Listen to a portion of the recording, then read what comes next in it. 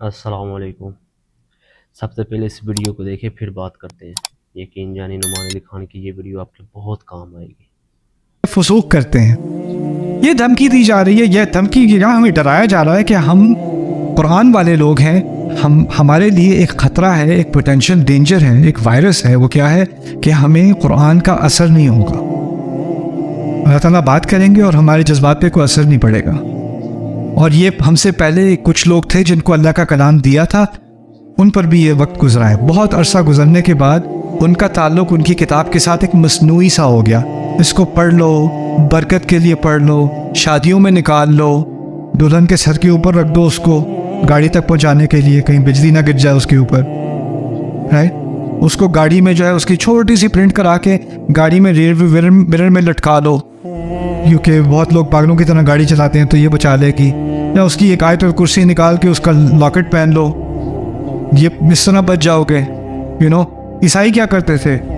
Bible کیا کہہ رہی ہے ان کو کچھ نہیں پتا، ایک وہ کروسیفکس لگایا ہوا ہے گلے میں، وہ بچا لے گا، مجھے صلیب لگایا ہوا ہے۔ ہوٹل میں پتہ نہیں کیا ہو جائے، ہوٹل کی ہر دراز میں کیا رکھی ہوئی ہے؟ بائبل کی کاپی رکھی ہوئی ہے انہوں نے۔ یہی کیا تھا انہوں نے اپنے دین کے ساتھ، ٹھیک ہے نا؟ یا گھر میں جا کے پینٹنگز لگائی ہوئی ہے جیزس کی، آرٹ لگایا ہوا ہے جیزس کا۔ ہم کیا کرتے ہیں؟ پینٹنگ لگا دیتے ہیں آیت کی، بڑی سی پینٹنگ لگائی ہوئی، والعصر ان الانسان لفی خسر، ٹی وی کے سامنے۔ وقت کی قسم، ایپیسوڈ 5 فقط اثر ہی نہیں ہوتا، اثر ہی بند ہونا، ختم ہو جائے اس کا اثر۔ یہاں تک کہ رمضان ہے، چلو تراویحیں پڑھنے چلتے ہیں یار، اس مسجد میں وہ ذرا بہت سلو پڑھتے ہیں، وہ ذرا وہ والے جو ہے نا، وہ جو اللہ اکبر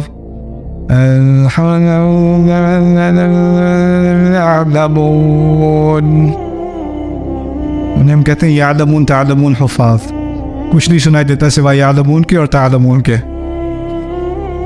وہاں جا کے پڑھتے ہیں، جلدی جلدی فارغ ہو جائیں گے۔ کس چیز کا ٹائم نہیں ہے؟ قرآن کے سننے کا، قرآن پہ غور کرنے کا۔ یہ ایسا نہیں ہے کہ مصنوعی سا تعلق ہے قرآن کے ساتھ۔ آپ مجھے بتائیں میں کون سی آیت ہے وہ پڑھوں، کیونکہ میرا جو ہے روٹ کنال ہونے والا ہے، تو کون سی دعا میں پڑھوں یا کیا پھونکوں میں؟ قرآن پھونکنے کے لیے رہ گیا ہے، بس یہ پھونکنے کے لیے رہ گیا ہے، کوئی بیمار پہ پڑھنے کے لیے رہ گیا ہے، یہ صورتیں پڑھ لیں یہ مسئلہ حل ہو جائے گا۔ یہ جیسے آپ فارمیسی پہ جاتے ہو، الرجیز ہیں تو یہ میڈیسن لے لو، اور اگر ہیڈ ایک ہے تو یہ لے لو۔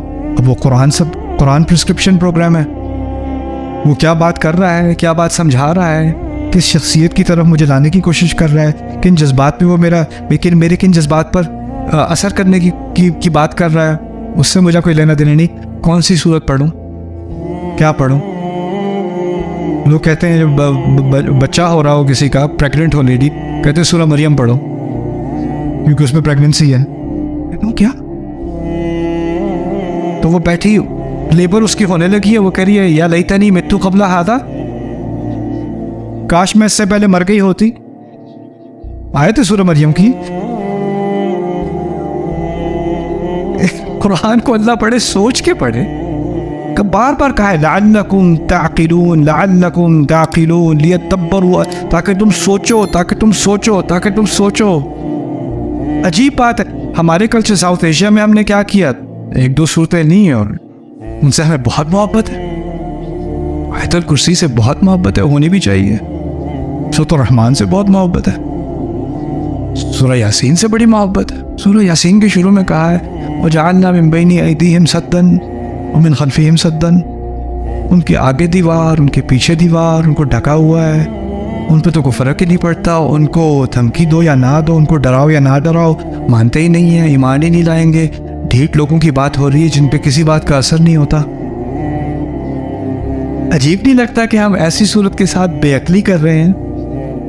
جس نے کہا عقل استعمال کرو، جس نے کہا آنکھیں کھولو، دیکھو تمہارے سامنے کیا ہے، جو آنکھیں کھولنے کے لیے قرآن نازل ہو رہا ہے، لِيُنذِرَ مَن كَانَ حَيًّا وَيَحِقَّ الْقَوْلُ عَلَى الْكَافِرِينَ، جو خبردار کرنا ہے ان لوگوں کو جو ابھی بھی زندہ ہے، دل زندہ ہے ان کا، عقل زندہ ہے ان کی۔ تو یہاں بات کی جا رہی ہے کہ تم ایسے نہ ہو جاؤ جیسے تم سے پیچھے آنے والے تھے۔ اس کے بارے میں مجھے ایک بڑا مشہور قول یاد آیا، شاید ابن عباس رضی اللہ تعالیٰ عنہ سے مروی ہے، وہ آیت ہے بقرہ کی نا، وَمِنْهُمْ أُمِّيُّونَ لَا يَعْلَمُونَ الْكِتَابَ إِلَّا أَمَانِيَّ وَإِنْهُمْ إِلَّا يَظُنُّونَ، کہ ان میں سے یعنی اہل کتاب میں سے ان پڑھ لوگ ہیں جو اپنی کتاب کو نہیں جانتے سوائے خواہشات کے۔ بے بنیاد خواہشات کو امنیہ کہا جاتا ہے عربی میں، امنیہ، اس کی جمع ہے امانی، امانی۔ تو بس ان کی بے بنیاد خواہشات ہیں، اس کے علاوہ وہ اپنی کتاب کو نہیں جانتے۔ اس کا کیا مطلب ہے؟ اس کا مطلب ہے ان کو پتہ نہیں ہے تورات میں کیا ہے، لیکن تو اللہ نے تو کہا ہے نا اللہ معاف کرے گا، یہ تو کہا ہے نا، یہ تو نہیں کہا نا کہ ہمیشہ کے لیے جلیں گے، ایسا تو نہیں کہا نا کہیں پہ۔ یہ کیا بول رہا ہے؟ انسان کی بے بنیاد خواہشات، کتاب نہیں جانتے، خواہشات جانتے ہیں، ان خواہشات کا سٹیکر وہ کتاب کے اوپر لگا کہ پڑھی ہو نہ پڑھی ہو۔ قرآن میں کہاں لکھا ہے کہ اتنا برا ہے؟ قرآن میں کہاں لکھا ہے سکرول نہیں کر سکتے؟ لا يعلمون الکتاب الا امانی وانہم لا یظنون، وہ بس گمان کرتے ہیں، معلوم کرنے کی ضرورت نہیں انہیں۔ یہ ان کے بارے میں کہا تھا۔ اس کے بارے میں وہ کہتے ہیں انما یقتصرون علی ما یتلی علیہم یعلمونہ حفظا وقراءۃ بلا فہم، انما یقتصرون علی ما یتلی علیہم، کہتے ہیں کہ یہ جرم جو انہوں نے کیا ہے نا اپنی کتاب کے ساتھ، وہ کیا ہے کہ وہ اس کتاب کو پڑھتے ہیں اور یاد کرتے ہیں سمجھے بغیر، اور ان کے لیے اتنا ہی کافی ہے کہ وہ ان پر تلاوت کر کے ان کو سنایا جائے، بس اتنا ہی ان کے لیے کافی ہے۔ یہ ہے جرم ان کا، یہ ہے جرم بنی اسرائیل کا، ابن عباس کہتے ہیں۔ سوچو ذرا۔ پھر ایک اور عجیب روایت ہے رسول پاک کی صلی اللہ علیہ وسلم، ذاک عند ذہاب العلم، ایسا ہوگا جب علم غائب ہو جائے گا۔ آخرت کی علامات کی بات کر رہے تھے، ایسا ہوگا جب علم غائب ہو جائے گا۔ صحابہ پریشان، علم کیسے غائب ہوگا؟ انہوں نے پوچھ لیا وَكَيْفَ يَذْهَبُ الْعِلْمُ يَا رسول اللہ، اللہ کے رسول علم صلی اللہ علیہ وسلم علم کیسے غائب ہوگا؟ وَنَحْنُ قَرَأْنَا الْقُرْآنَ، ہم تو قرآن پڑھ چکے۔ رسول نے علیہ الصلوۃ والسلام یہ نہیں کہا تھا کہ قرآن غائب ہو جائے گا، انہوں نے کیا کہا تھا؟ علم غائب ہو جائے گا۔ صحابی نے جب علم سنا تو اس کے ذہن میں پہلی چیز کیا آئی؟ قرآن، قرآن، قرآن نہیں تو علم نہیں، قرآن نہیں تو علم نہیں۔ وَنَحْنُ قَرَأْنَا الْقُرْآنَ وَنُقْرِئُ أَبْنَاءَنَا وَأَبْنَاؤُنَا يُقْرِئُونَ أَبْنَاءَهُمْ، ہم قرآن پڑھتے ہیں، ہم اپنے بچوں کو پڑھاتے ہیں، ہمارے بچے ان کے بچوں کو پڑھائیں گے، کیسے علم غائب ہو جائے گا؟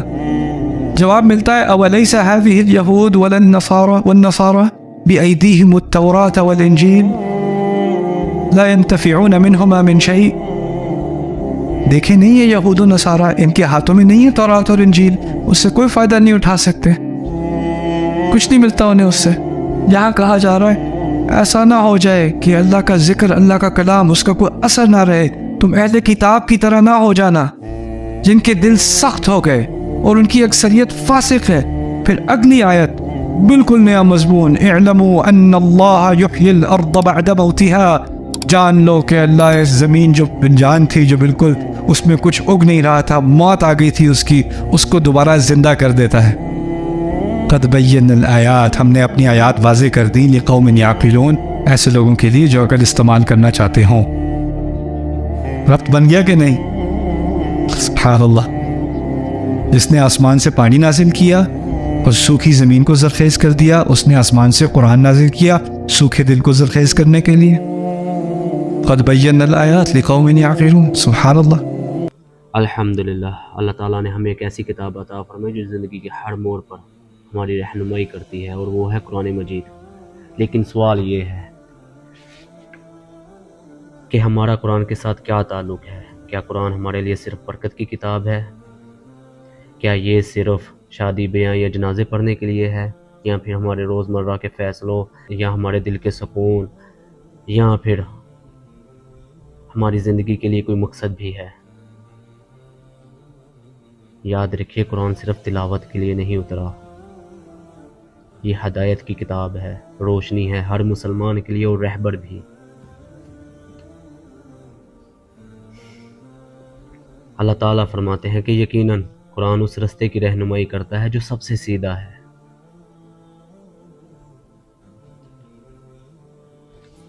اگر قرآن کے ساتھ ہمارا تعلق صرف الفاظ پڑھنے تک محدود رہا تو ہم اس کی اصل نعمت سے محروم رہ جائیں گے۔